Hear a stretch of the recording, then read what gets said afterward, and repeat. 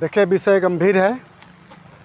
हाल ही में 26 नवंबर 2024 को भारत के माननीय सर्वोच्च न्यायालय का जजमेंट आया है, न्याय निर्णय आया है, जिसमें अनुसूचित जाति के महिला जो धर्मांतरित से संबंधित है, लेकिन न्याय निर्णय पूरे ईसाई समुदाय, ईसाई धर्म को मानने वाले के प्रति है।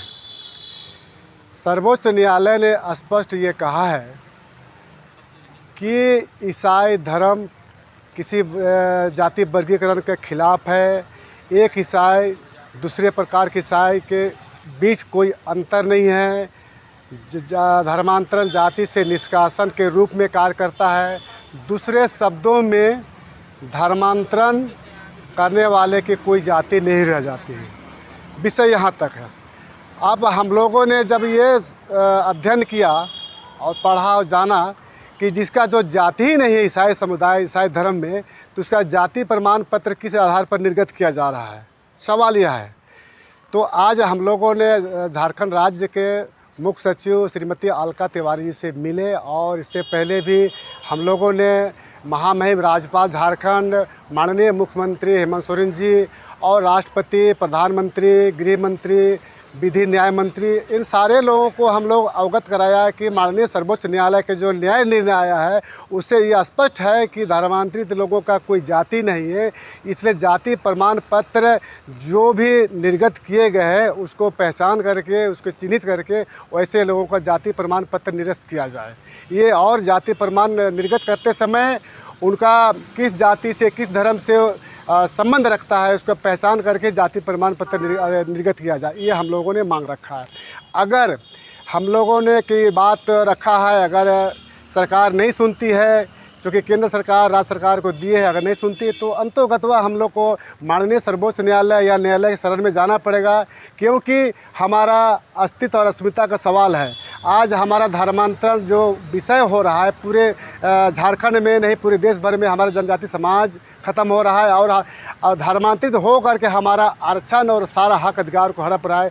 इसलिए ये बहुत ज़रूरी है और सर्वोच्च न्यायालय बहुत अच्छे समय में हमारे अनुकूल हमारे जो न्याय निर्णय आया है, तो हम लोगों ने पुरजोर से हमारे राज्य सरकार, केंद्र सरकार से मांग करते हैं कि जिसका जो जाति ही नहीं उसका जाति प्रमाण पत्र निर्गत नहीं किया जाए और जाति प्रमाण पत्र निर्गत करते समय उनको जांच पड़ताल करके जाति प्रमाण पत्र निर्गत किया जाए। ये हम लोगों ने आज मांग रखा है। तो ये बहुत गंभीर मामला है। इस मामले को सुनने के बाद मुख्य सचिव आप लोग को क्या बोले, क्या आज उनसे मिले और उन्होंने कहा कि मामला तो लोकसभा से संबंधित है।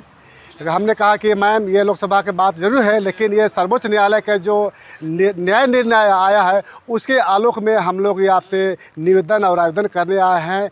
आप जो कार्मिक विभाग से संबंधित है, कम से कम कार्मिक विभाग से इनको आप कुछ दिशा निर्देश दें कि ताकि इस तरह के जो धर्मांतरित जो हो चुके लोगों को चिन्हित करके उसके जाति प्रमाण पत्र निर्गत हो और जो भी सरकारी सेवा में या जनप्रतिनिधि जो भी हैं उनका चिन्हित करके उनका जाति प्रमाण पत्र रद्द करने की कृपा की जाए। ऐसा हम लोगों ने आवेदन निवेदन किया है। आप लगातार जाति प्रमाण पत्र की बात कर रहे हैं, क्यों निरस्त करना चाह रहे हैं, क्यों निरस्त करने का मांग कर रहे हैं?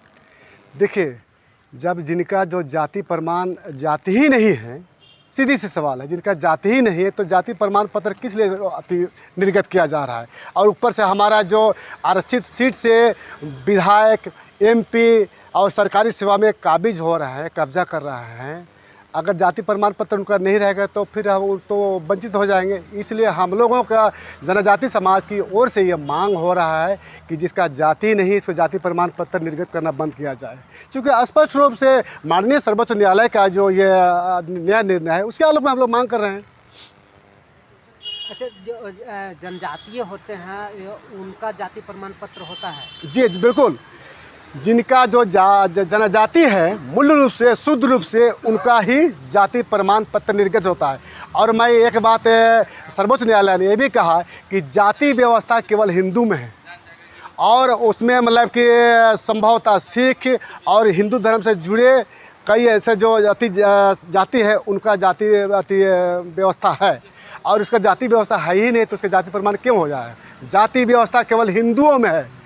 और मैं ये बता देता हूँ कि ये जो जनजाति समाज हिंदू में है। अभी हाल ही में माननीय विधि एवं न्याय मंत्री लोकसभा में खड़े होकर उन्होंने कहा कि आदिवासी हिंदू ही हैं और कई एक्ट में, कई अधिनियम में उनमें रखा है, हिंदू समझ रखा है। तो जिनका जो जाति ही नहीं है तो जाति प्रमाण पत्र क्यों रखा गया? ये हमारा हम लोग को मांग है। अच्छा, सवाल तो जैसे हिंदू के बाद जितने भी धर्मावलंबी होते हैं, जो मानने वाले होते हैं, क्या उनमें जाति नहीं होती है? एकदम नहीं है।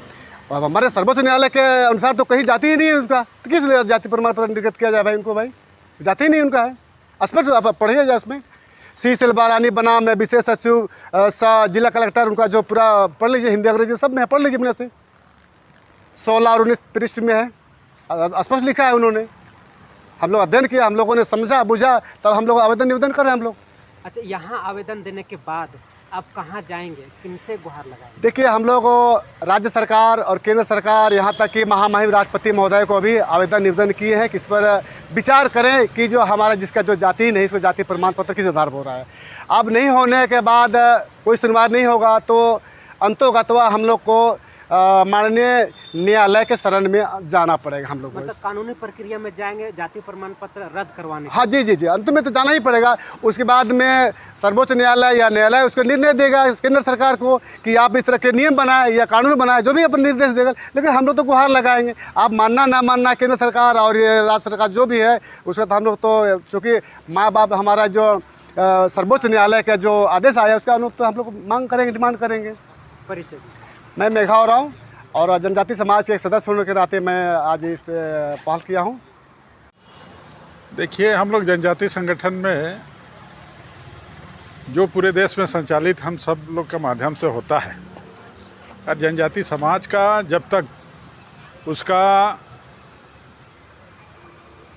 अस्तित्व में खतरा मंडराता है तब तक हम लोग इस बात को बोलते हैं, इस बात को रखते हैं। आज जहाँ तक इस विषय को लेकर के हम सब लोग जान रहे हैं कि इस विषय को झारखंड सरकार का अंडर में नहीं है, लेकिन हम लोग औपचारिक रूप से इस विषय को हम लोग आगे बढ़ाना चाहते हैं। औपचारिक रूप से हम सब लोग इन लोगों को, पदाधिकारियों को, शासन प्रशासन को आवेदन कर रहे हैं, और आने वाला दिन में, आने वाला भविष्य में, आने वाला काल में हम सब लोग इस विषय को लेकर के उच्च स्तरीय कार्रवाई करने के लिए हम सब लोग एक बेस बना रहे हैं, एक आधार बना रहे हैं, एक हम सब लोग ज़मीन तैयार करने का दृष्टि से हम सब लोग यहाँ आवेदन निवेदन करने आए हैं। तो ये लगातार आप जाति प्रमाण पत्र निरस्त करने की जो मांग उठा रहे हैं, क्या कारण है? देखिए, पूरे भारत देश में प्रमुख रूप से जो जनजाति समाज का लोग रहते हैं, यहाँ मूल रूप से जो जनजाति अपना रीति रिवाज, परंपरा, उसकी संस्कृति, कस्टम और रिचुअल को लेकर के अपन जीवन यापन याचिका करते हैं, वो जनजाति और दूसरे लोग जनजाति में बहुत ज़मीन आसमान फ़र्क है। आज इसी को आधार मानते हुए हम सब लोग का जीवन स्तर का जो लेवल है आज नीचे दिनों दिन प्रतिदिन जो घट रही है, ये चिंता की विषय है।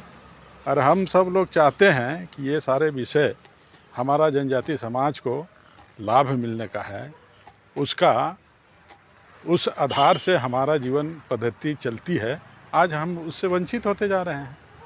राजनीतिक क्षेत्र में, सामाजिक क्षेत्र में, आर्थिक क्षेत्र में, सभी क्षेत्र में, चाहे शिक्षा का क्षेत्र में है, आज जनजाति समाज ऐसे अवैध जाति प्रमाण पत्र, बोगस जाति प्रमाण पत्र बनने के कारण जनजाति समाज आज हाशिए में खड़ा है।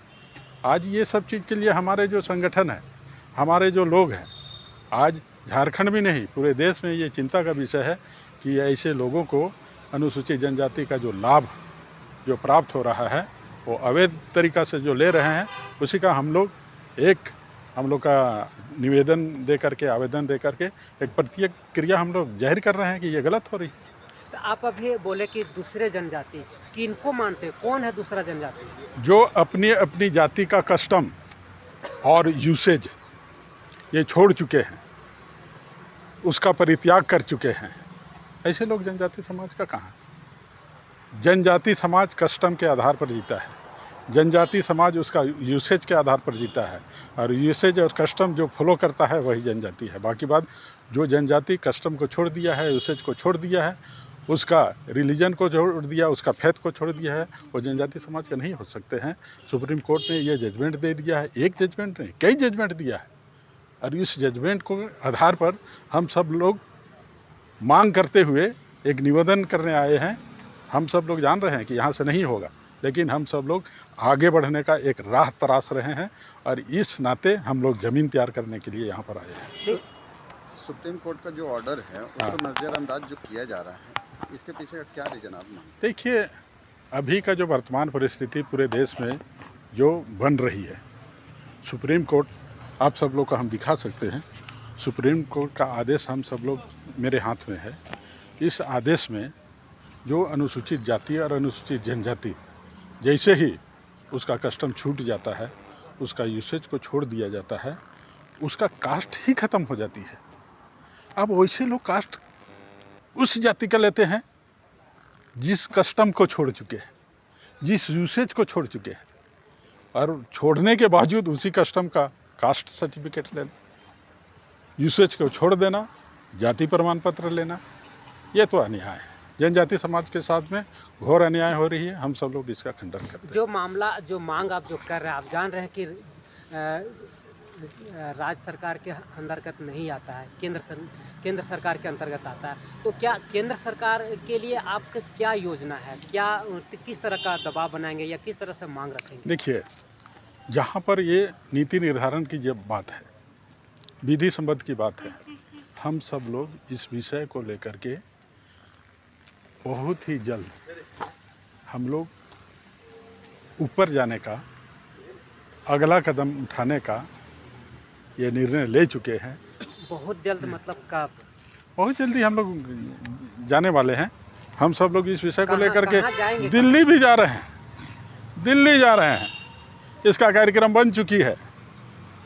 जहाँ पर बात से नहीं बनती है, जहाँ पर न्याय से नहीं बनती है, हमारे पास में एक ही ऑप्शन बच जाता है, वो आंदोलन का, उस सड़क का, सड़क से लेकर के सदन तक, पंचायत से लेकर के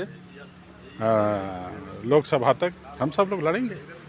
दिल्ली में आंदोलन करेंगे क्या? पूरे देश में आंदोलन चल रहा है।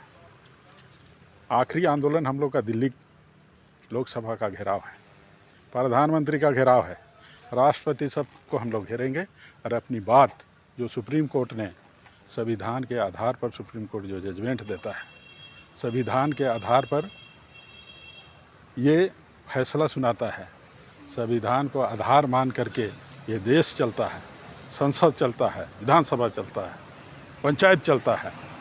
आखिर ये सारी संविधान को दरकिनार करके जनजाति के साथ में कितने दिन भेदभाव करेंगे, जनजाति समाज को कितने दिन ठकेंगे, जनजाति समाज को कितने दिन बैकफुट में रखेंगे।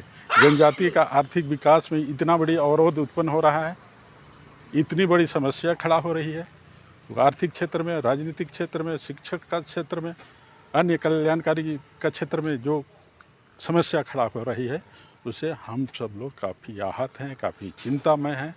हम सब लोग इतना ही नहीं, पूरे समाज चिंतित है, और उनका अस्तित्व और अस्मिता के ऊपर में खतरा मंडरा रहा है। और जिस समय आदिवासी का अस्मिता और अस्तित्व के लिए जो लड़ाई लड़ता है, वो अंतिम सांस तक लड़ता है। परिचय दीजिए। संदीप उरांव, जनजाति सुरक्षा मंच।